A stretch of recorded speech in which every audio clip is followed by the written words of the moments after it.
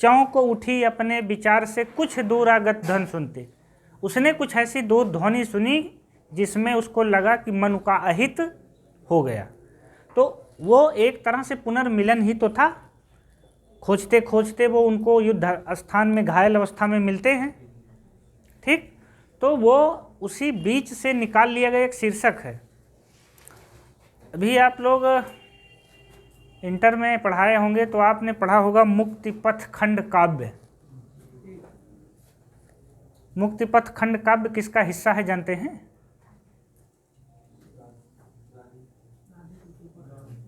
हाँ, ये का हमको भी पता है। हम कह रहे हैं कि जैसे पुनर्मिलन निर्वेद सर्ग कामायनी का हिस्सा है, वैसे किसका हिस्सा है? सोचते कम होना, समस्या ये है। वो लोकायतन का खंड है, वो लोकायतन महाकाव्य जो पंत का है उसका एक हिस्सा निकाल के मुक्तिपथ नाम से इंटर में जो खंड काव्य दिए जाते हैं उसमें रखा गया है।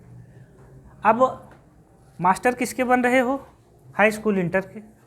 उठा के रख दे एक प्रश्न, मुक्तिपथ किस महाकाव्य का हिस्सा है? तो कम से कम जिस चीज़ के टीचर बन रहे हो उन किताबों को कायदे से पढ़ लो। कौन सी कहानियाँ, कौन से नाटक, कौन से उपन्यास, कौन सी कविताएं, कौन से निबंध, यात्रा वृत्तांत क्या रखे गए हैं, कहाँ से रखे गए हैं। उसमें ढेर सारे ऑप्शनल खंड काव्य होते हैं ना, आप इसको लो, उसको लो, उसको लो, लेकिन उसमें से मुक्तिपथ इससे है। चलिए अगली लाइन फिर बड़ी अच्छी लाइन है, पसंदीदा लाइन, कल सुनाए थे ना, वही है। ज्ञान दूर कुछ क्रिया भिन्न है।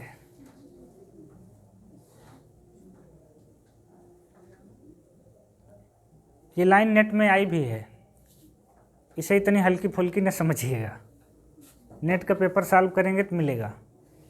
ज्ञान दूर कुछ क्रिया भिन्न है, इच्छा क्यों पूरी हो मन की।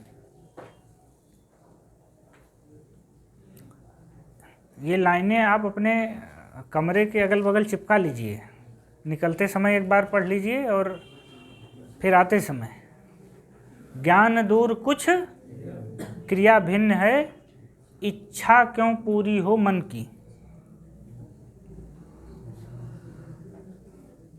एक दूसरे से न मिल सके,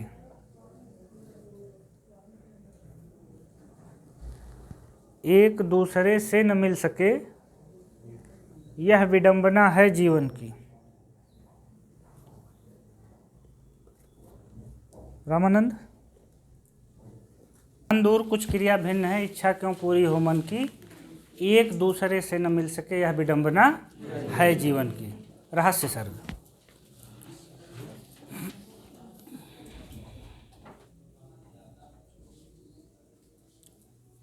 कामायनी की कुछ ऐसी लाइनें हैं कि जो मतलब जुबान पे होनी चाहिए।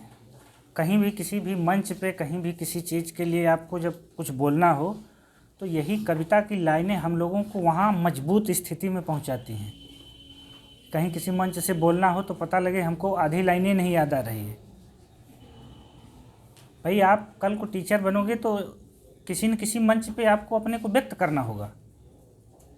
हम वहाँ इंटर कॉलेज में थे और हमको लगता है ज्वाइन किए 5-10 दिन ही हुआ था, और अचानक एक दिन हमको खड़ा कर दिया अपने 30 लोगों की स्टाफ में कि वर्मा जी बोलेंगे। अब मुझे कुछ नहीं याद आया तो मुझे दुष्यंत कुमार की एक गज़ल याद थी, हो गई है पीर पर्वत सी पिघलनी चाहिए, इस हिमालय से कोई गंगा निकलनी चाहिए। तो ज़्यादा नहीं याद थी, 6 लाइन याद थी, तो वही 6 लाइन हमने सुना दी। उसी दिन से हमारा नाम बदल के दुष्यंत हो गया। हमको स्टाफ में कोई संदीप नहीं कहता था, हमको जो है कहते थे वो दुष्यंत आ रहा है। तो लेकिन ये था कि उसी दिन से हमारी एक छवि भी पढ़ने लिखने वाली बन गई तुरंत, कि नहीं जो भी टीचर आए हैं वो कम से कम इस विषय के जानकार हैं।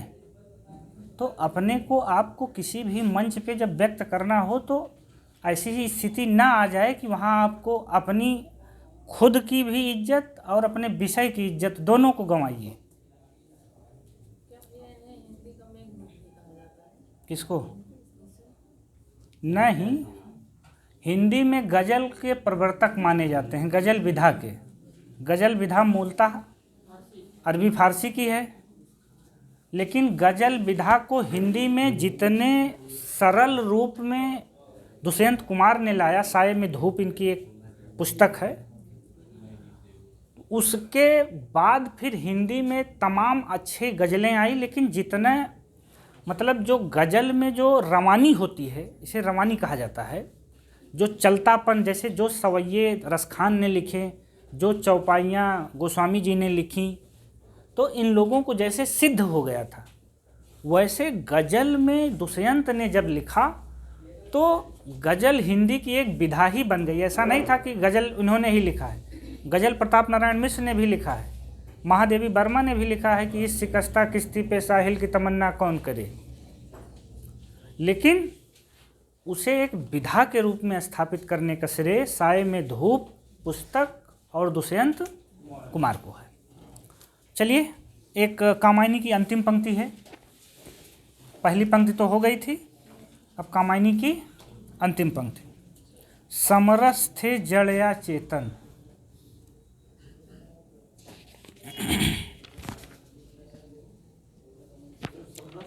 समरस थे जड़ या चेतन, सुंदर साकार बना था,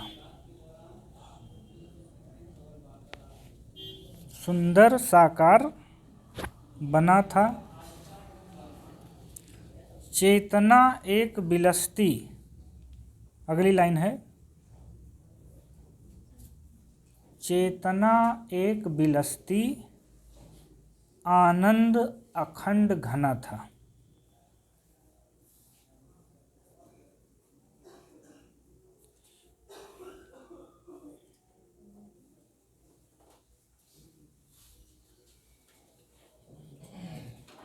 लेकिन इसका मतलब ये नहीं है कि कामायनी में भी पंक्तियाँ हैं नहीं। दरअसल इतना लिखने के बाद मुझे लगा कि हम तो पूरी कामायनी ही उतार डालेंगे, ये लाइन भी अच्छी है, वो लाइन भी अच्छी है, तो ज़्यादातर हमने वही लाइनें उतारी जो कहीं न कहीं किसी न किसी परीक्षा में पूछी गई थी, या दूसरे शब्दों में कहिए कि हमारे मन को जो बहुत ज़्यादा आकर्षित कर ली। दो ही पैमाने थे जो मुझे बहुत अच्छी लगी या किसी न किसी परीक्षा में पूछी गई थी। अब हम लोग लिखते हैं, झरना से केवल 2 पंक्तियां हमने लिखा है, ये निछान लिख दीजिए, कामायनी की अंतिम पंक्ति। अब सर्ग तो जब अंतिम है, आनंद सर्ग लिख दीजिए।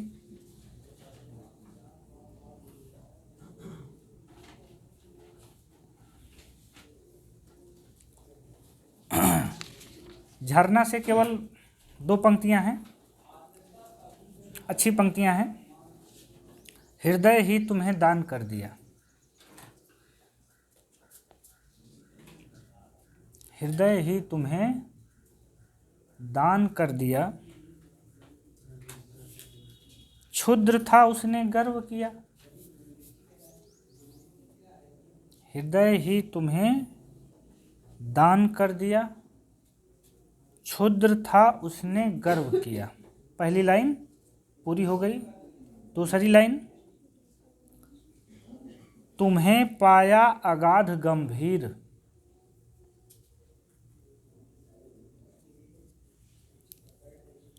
तुम्हें पाया अगाध गंभीर, कहाँ जल बिंदु कहाँ निधि क्षीर।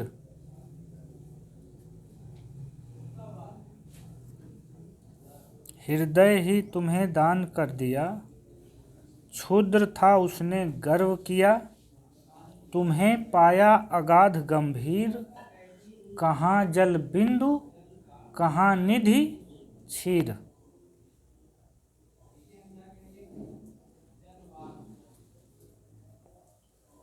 ललित, निधि क्षीर का मतलब संयोक्ता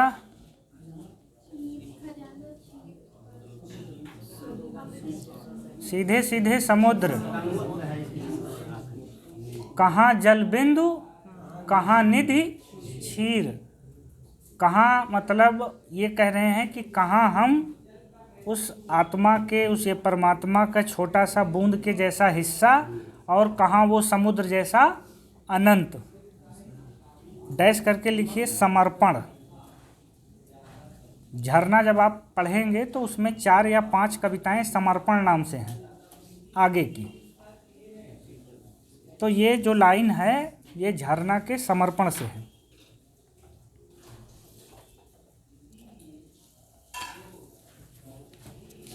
आंसू, झरना से 2 ही लाइनें नोट की गई हैं। हैं? अब आंसू से, इस करुणा कलित हृदय में अब विकल रागनी बजती।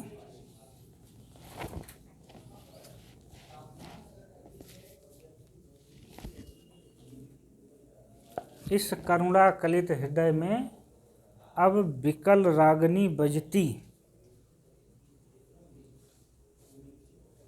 क्यों हाहाकार स्वरों में।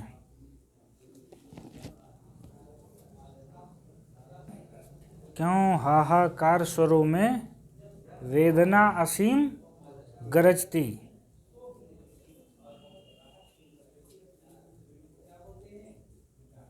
अजीत, इसमें कौन सा अलंकार है?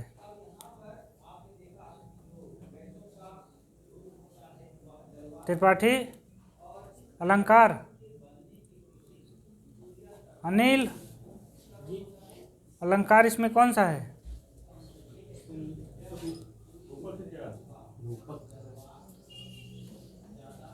रूपक है। इसमें विशेषण विपर्यय अलंकार है। ये कह क्या रहे हैं? इस करुणा कलित हृदय में अब विकल रागिनी। रागिनी जो है एक तान है और व्याकुल होना एक मतलब जीवधारी का गुण है। हम कह रहे हैं कि ये दरवाज़ा व्याकुल है, तो दरवाज़ा व्याकुल जो विशेषण मनुष्य के लिए आना चाहिए था, मानव के लिए, वो विशेषण इन्होंने रागिनी के लिए लगाया है। इस करुणा कलित हृदय में अब विकल रागिनी। तो रागिनी का मतलब राग, राग थोड़े व्याकुल होती है, व्याकुल तो चेतन प्राणी होता है ना। तो जो विशेषण विपर्यय का मतलब, विपर्यय मतलब उल्टा, जो विशेषण चेतन प्राणी के लिए आना चाहिए वो विशेषण इन्होंने रागिनी के लिए लाया है। और आगे देखिए, क्यों हाहाकार स्वरों में वेदना असीम गरजती। वेदना कभी हाहाकार करती है, चिल्लाती है? तो यहाँ विशेषण उल्टा कर दिया गया है। ये पाश्चात्य अलंकार हैं, पाश्चात्य साहित्य से अपने यहाँ 2-3 अलंकार आए हैं, जिसमें एक है मानवीकरण, दूसरा है विशेषण विपर्यय। इसमें विशेषण विपर्यय अलंकार है। हम रूपक खोज रहे हैं। आगे चलो। जो घनीभूत पीड़ा थी मस्तक में स्मृति सी छाई। चलो इसमें भी अलंकार पता लगाते हैं। जो घनीभूत पीड़ा थी मस्तक में स्मृति सी छाई। जो घनीभूत पीड़ा थी मस्तक में, कहाँ? हृदय में, मस्तक में है। जो घनीभूत पीड़ा थी मस्तक में स्मृति सी छाई, दुर्दिन में आंसू बनकर, दुर्दिन में आंसू बनकर वह आज बरसने आई।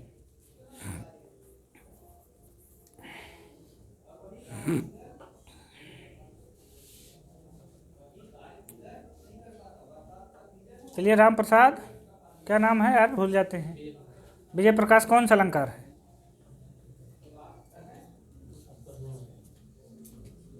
गिरजापति, कौन सा अलंकार है? हर बीमारी की दवाई उपमा है। अरे भैया, श्लेष अलंकार है, श्लेष। दुर्दिन और घनीभूत के 2 अर्थ हैं। दुर्दिन और घनीभूत को अंडरलाइन कर दो। दुर्दिन का मतलब बुरा दिन भी होता है और दुर्दिन का मतलब बरसात का दिन। गरीब कहते हैं कि अब दुर्दिन आ गया हमारा, जिसके पास छप्पर मकान है, और दुर्दिन का मतलब कहते हैं बुरा दिन। घनीभूत का मतलब इकट्ठा हुआ, और घनीभूत का मतलब बादल भी होता है। इनमें इसमें श्लेष अलंकार है, हैं? दुर्दिन का मतलब एक बरसात का दिन और दुर्दिन का मतलब बुरा दिन, दोनों अलग अलग अर्थ में है। इसमें श्लेष अलंकार है। ऐसे पढ़ते हो बंधु। आगे लिखिए, सबका निचोड़ लेकर तुम।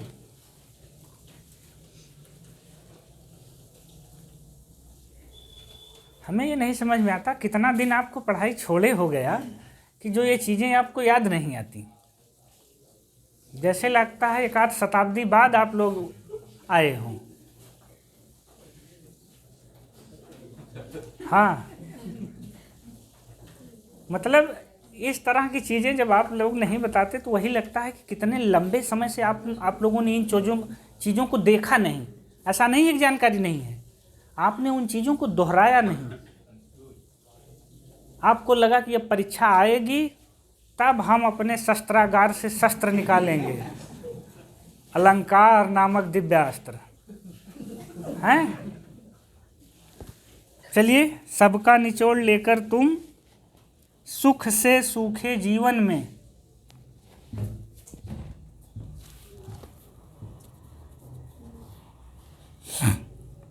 बरसों प्रभात हिमकन सा। बरसों प्रभात हिमकन सा आंसू इस विश्व सदन में।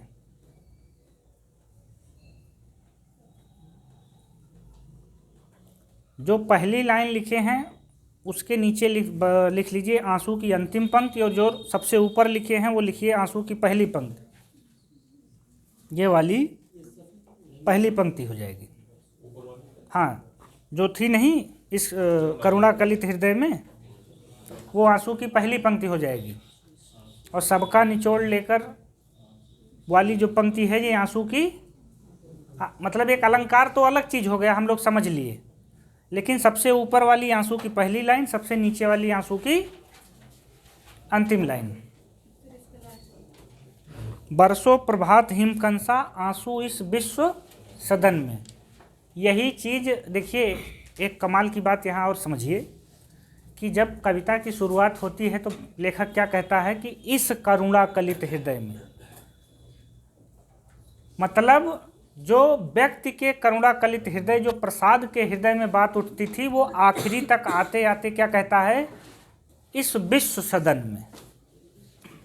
यहाँ उनकी जो व्यक्तिगत एकांतता थी वो आंसू के खत्म होते होते जाकर पूरे विश्व की बात करने लगती है। ये महत्वपूर्ण चीज़ है प्रसाद के काव्य के विकास के नज़रिए से, कि जब ये बात शुरू होती है तो इनकी अकेले की पीड़ा रहती है, लेकिन इनकी कामना क्या है, बरसों प्रभात हिमकंसा। ऐसे वैसे बरसात नहीं जो दिन में ओले पड़ते हैं तो लोगों को कष्ट देते हैं। प्रभात हिमकंसा, ओस की बूंदों की तरह आंसू इस विश्व सदन में। सारे संसार के दुख के बात करता है लेखक। यहीं पे प्रसाद बड़े कवि हो जाते हैं। शुरू तो बात अपने से करते हैं, लेकिन ख़त्म बड़े स्तर पे ले जाके करते हैं। ठीक, अभी थोड़ा सा और लिख लें हम लोग, लहर से लिख लें। आहा, क्या बढ़िया पंक्ति आ गई है। लिखिए लिखिए लिखिए।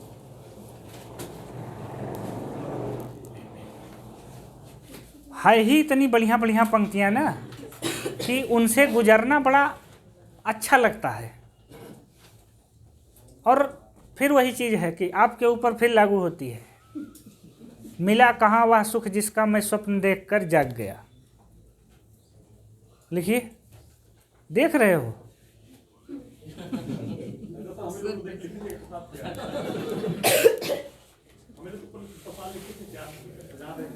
प्रसाद ने मानव मन की भावनाओं को पकड़ लिया था। तो जो जितने मानव हैं, जब आप मानव मन को पकड़ लेंगे, अब ये कहिए कि गोस्वामी तुलसीदास ने क्या अपने समय के लिए ही लिखा था? आज भी तो हम उनको पढ़ रहे हैं, और इस बात की पूरी गारंटी है कि जब तक मानव सभ्यता रहेगी, भारत देश रहेगा, तब तक गोस्वामी तुलसीदास पढ़े जाएंगे। तो गोस्वामी तुलसीदास ने किसी एक व्यक्ति को ना पकड़ के व्यक्ति के मन को, भावनाओं को पकड़ लिया, और आप अगर मनुष्य हैं तो आप उनसे जुड़ जाएंगे। ठीक, मिला कहाँ वह सुख जिसका मैं स्वप्न देखकर जाग गया, आलिंगन में आते आते मुस्का कर वो भाग गया। फिर से बोलिए।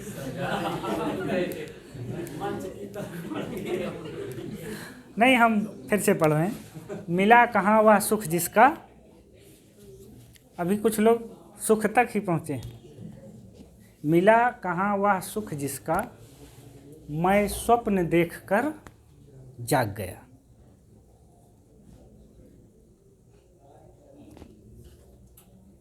एक लाइन पूरी हुई।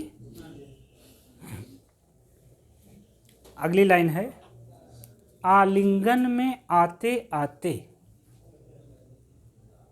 जैसे संजय को लगा कि इस बार नौकरी आ ही गई, पकड़ में ही थी, लेकिन मुस्काकर वो भाग गई। आलिंगन में आते आते, कई लोगों के साथ ऐसा हो सकता है।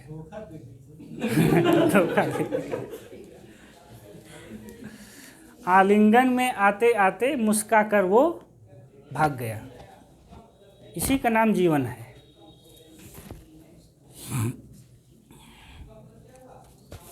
ये सारी पंक्तियां लहर से हैं, तो चाहे डैश करके लहर लिखिए, चाहे ऊपर ही लहर लिख दीजिए। अगली पंक्ति, छोटे से जीवन की कैसे, छोटे से जीवन की कैसे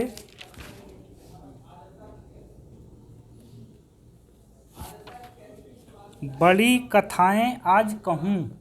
छोटे से जीवन की कैसे बड़ी कथाएं आज कहूँ। लिख लीजिए, तो बताएं ये किस बारे में है। क्या यह अच्छा नहीं कि, क्या यह अच्छा नहीं कि औरों की सुनता, क्या यह अच्छा नहीं कि औरों की सुनता मैं मौन रहूं।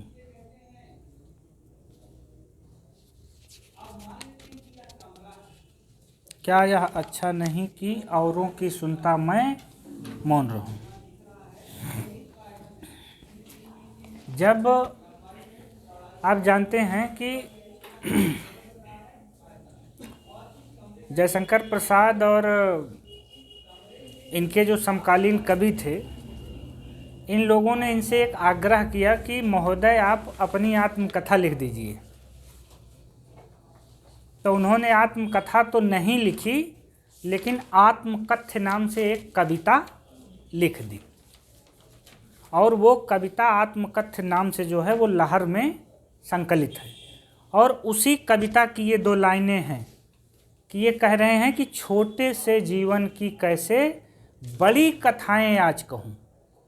कह रहे हैं मेरे जीवन में मुझे ऐसा कुछ लग ही नहीं रहा है कि हम उसे उसका बखान कर सकूं। और क्या यह अच्छा नहीं कि औरों की सुनता मैं मौन रहूं। कह रहे हैं कि और लोग जो आत्मकथा लिख रहे हैं, मैं उन लोगों की सुन के, लेकिन मैं मौन रहूं। समझ गए? आगे, स्निग्ध तरु की छाया में बैठ, स्निग्ध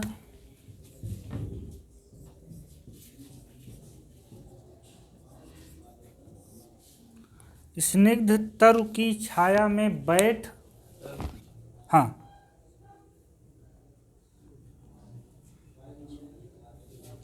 ये छोटा सा रहेगा। स्निग्ध तरु की छाया में बैठ परिषदें करती थी सुविचार,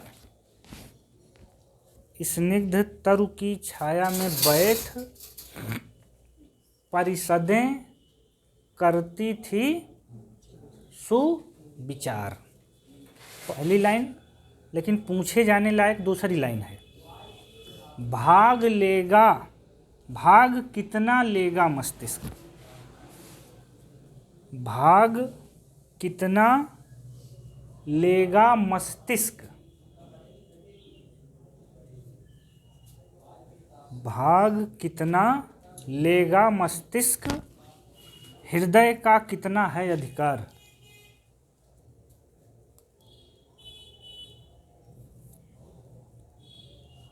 भाग कितना लेगा मस्तिष्क, हृदय का कितना है अधिकार। ब्रैकेट में लिख दीजिए अरि वरुणा की शांत कछार। ये किसकी लाइन है? आपने लिखा था लाहर की चर्चित कविताओं में ना, अरि वरुणा की शांत कछार लिखा था, याद है? ये उसी की लाइन है।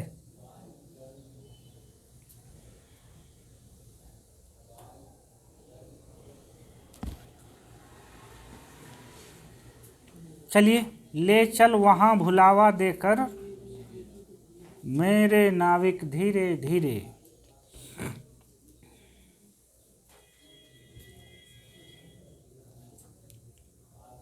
ले चल वहाँ भुलावा देकर मेरे नाविक धीरे धीरे। जिस निर्जन में सागर लहरी,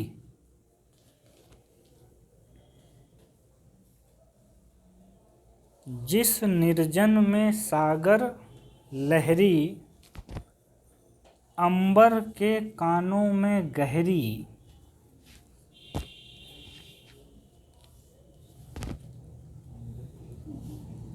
जिस निर्जन में सागर लहरी, अंबर के कानों में गहरी, निश्चल प्रेम कथा कहती हो।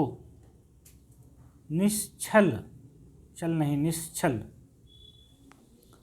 निश्चल प्रेम कथा कहती हो। तज कोलाहल की अवनी रे। निश्चल प्रेम कथा कहती हो, तज कोलाहल की अवनी रे। ज्योति अवनी मतलब जानते रहिए, ये शब्द हो सकता है अवनी का मतलब पृथ्वी। ठीक, अगली पंक्ति है, एक ही लाइन लिख लीजिए, लगभग सबको, नए लोगों को छोड़ के सबको याद होगी। बीती विभावरी जागरी। आपस में बातचीत नहीं, बातचीत करना हो तो हमसे करिए। अवनी हो जाएगी अगर छोटी लगाओगे तो, और अवनी लिखोगे तो बड़ी हो जाएगी। आप उसका शुद्ध उच्चारण करिए अपने आप। वो जैसे हम, आपका जो सवाल था, अगर हम लिखें तो इसको हम क्या पढ़ें? अवनी, अवनी गलत हो गया। और इसको हम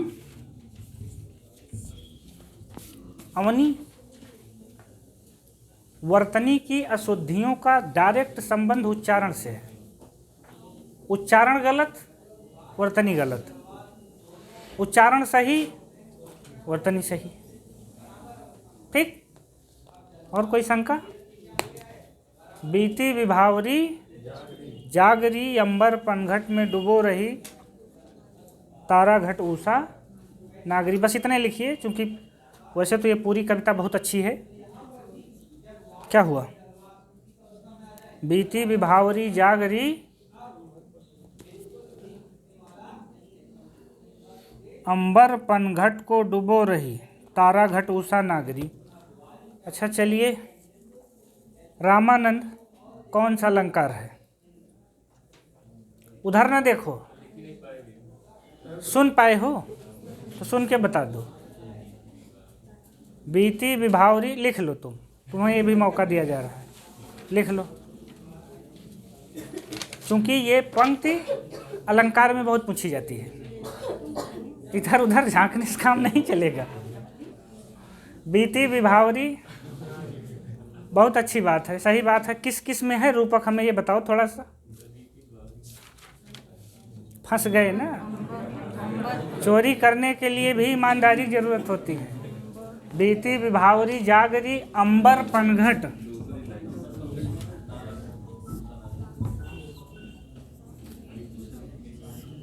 अंबर पनघट का मतलब अंबर रूपी पनघट।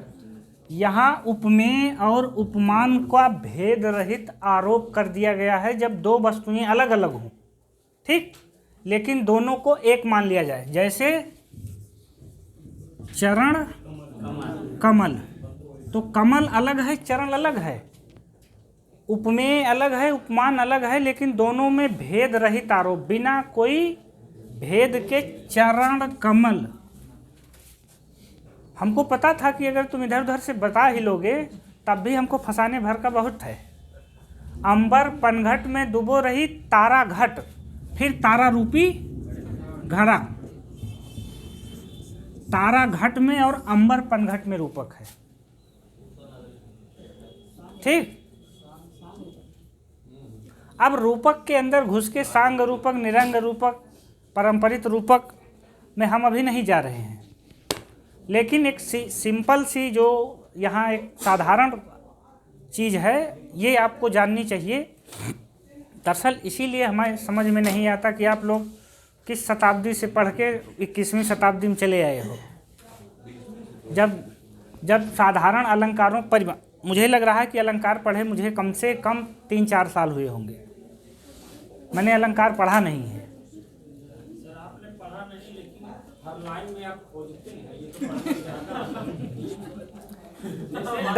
नहीं,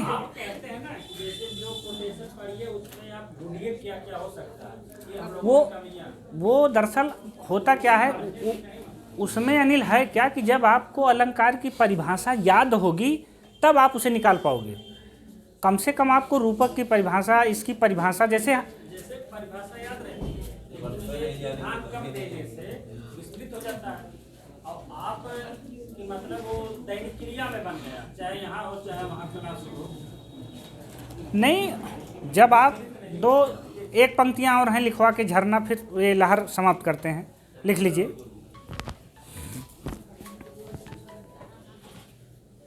हाँ, ये बीती विभावरी जागरी अंबर पनघट को डूबो रही तारा घट उषा नागरी। उषा नागरी में भी है उषा रूपी नायिका या स्त्री, ठीक। खग कुल, कुल कुल सा बोल रहा है, यमक अलंकार हो गया। खग मतलब पक्षी, कुल मतलब समूह, और कुल कुल, एक खग कुल और एक कुल कुल की आवाज़। तो इसमें सब में लिख लीजिए, पूरी लाइन लिखिए और तब अलंकार भी लिख लेते हैं। बीती विभावरी जागरी अंबर पनघट में डूबो रही तारा घट उषा नागरी। खग कुल, इसको अलग से कर लीजिए, तो खग कुल वाला अलग लाइन में करिए, क्योंकि इसमें ऊपर वाले में रूपक होगा, नीचे वाले में यमक होगा। खग कुल, कुल कुल सा बोल रहा, किसलय का अंचल डोल रहा। क्या? खग कुल, कुल कुल, कुल शब्द 3 बार आएगा।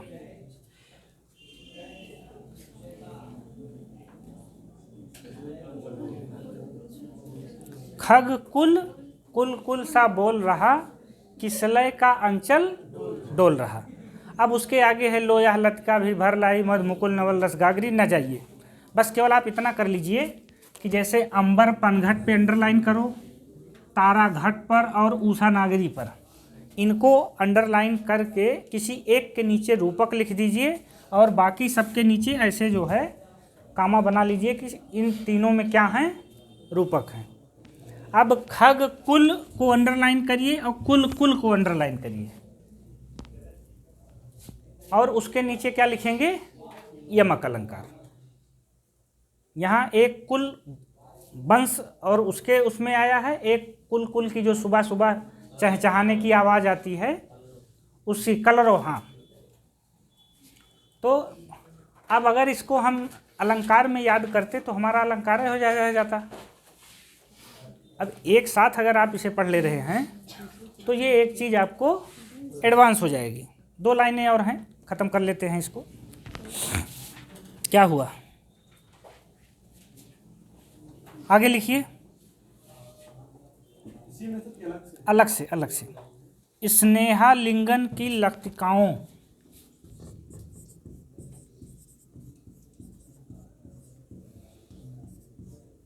स्नेहा लिंगन की लतिकाओं की झुरमुट छा जाने दो। ये लाइन पूछी गई है, इसके नीचे वाली ध्यान रखो। स्नेहा लिंगन की लतिकाओं की झुरमुट छा जाने दो। अब वाली लाइन ज़्यादा महत्वपूर्ण है। जीवन धन इस जले जगत को, जीवन धन इस जले जगत को वृंदावन बन जाने दो।